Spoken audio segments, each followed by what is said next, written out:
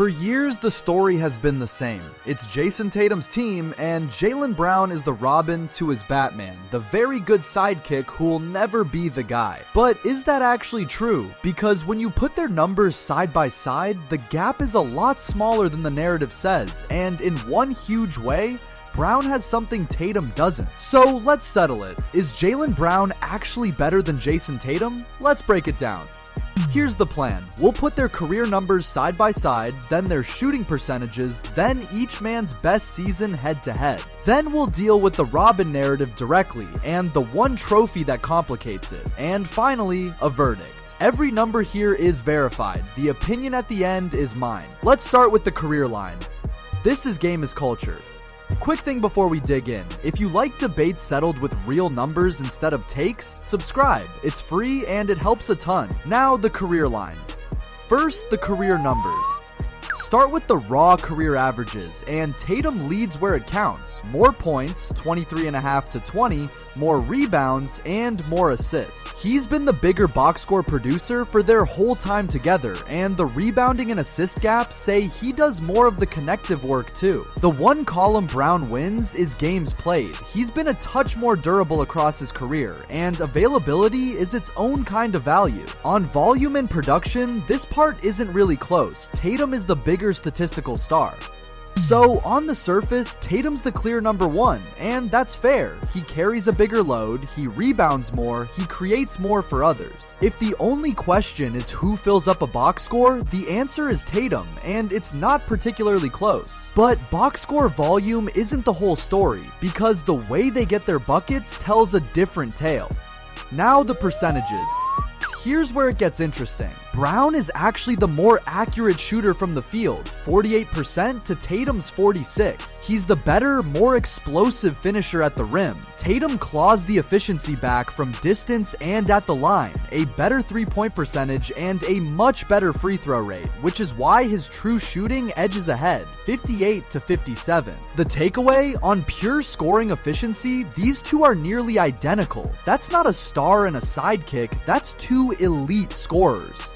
Sit with that for a second. Brown shoots a higher percentage from the field than Tatum, and their true shooting is within a single point. The only reason Tatum pulls ahead in efficiency is volume from the free throw line and behind the arc. Both real skills, but not the chasm the narrative implies. As scorers, they are far closer than Batman and Robin. They're more like co-stars who score differently. Best season versus best season. Now their peaks. Tatum's best season was 2022 and 23, and it was monstrous. Just over 30 points, almost 9 rebounds, and 4.5 assists a game on 61% true shooting. That's an MVP caliber, first team All-NBA season. This is the ceiling that makes Tatum a perennial top 5 player. It's a genuinely elite peak. And here's Brown's peak, and notice when it happened. This past season, with Tatum hurt and the offense handed entirely to him, Brown posted career highs, nearly 29 points, almost 7 rebounds, and 5 assists a game. He didn't just survive as the number one option, he thrived, leading Boston to 56 wins. When the training wheels came off, Brown looked a lot like a franchise centerpiece. Compare the peaks honestly. Tatum's best year is still the better one. 30 a game on 61% true shooting with more rebounding is a higher, more efficient ceiling. But Brown's best year answers the only real knock on him. Can he be the guy? He just was the guy for a 56-win team, and he didn't blink. The gap at the top is real, but it's the difference between a superstar and a star, not a star and a role player. And remember the context. Tatum built his peak with Brown beside him drawing the second hardest defender every night, while Brown built his with Tatum gone and the whole defense keyed on him. That makes the 29 points even more impressive, not less. Now the Robin narrative. Here's the part the narrative conveniently forgets. Both men won the title together in 2024, but it was Jaylen Brown who took home the Finals MVP and the Conference Finals MVP before it. The biggest trophy of their careers, the one that decides who is the best player on a championship team, went to the so-called sidekick, not to Tatum. Robins don't win Finals MVPs, stars do. Now, to be fair to Tatum, the individual honors lean his way. He's the one with the stack of All-NBA first teams and the extra All-Star nods, the league's official stamp that he's the bigger star year in and year out. So the resume is split. Tatum owns the regular season accolades, Brown owns the biggest postseason trophy. That split is the whole debate in one sentence. So is Brown a Robin? No. A Robin doesn't shoot a higher field goal percentage than Batman, post a nearly identical true shooting, win Finals MVP, and carry the team to 56 wins when Batman goes down. That's not a sidekick. That's a co-star who happens to play next to a slightly bigger one. The Robin framing was always lazy. The numbers never supported it.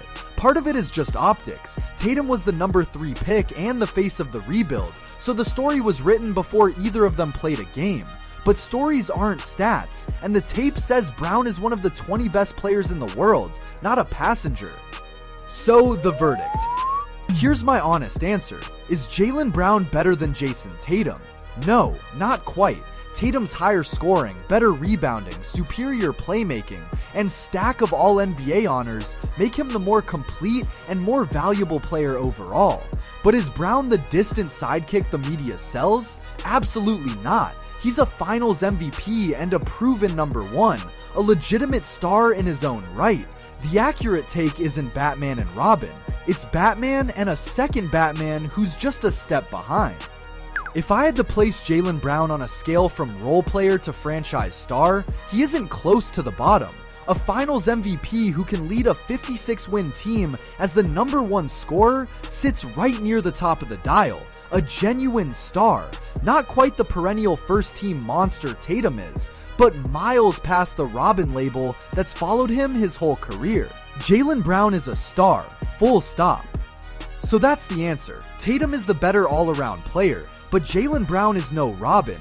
He's a Finals MVP and a star who's closer to Tatum than anyone wants to admit. So tell me, do you take Tatum or Brown to start a franchise? And did I get the verdict right? Drop it in the comments. And we are so close to 1,000 subs, so subscribe to stay up to date.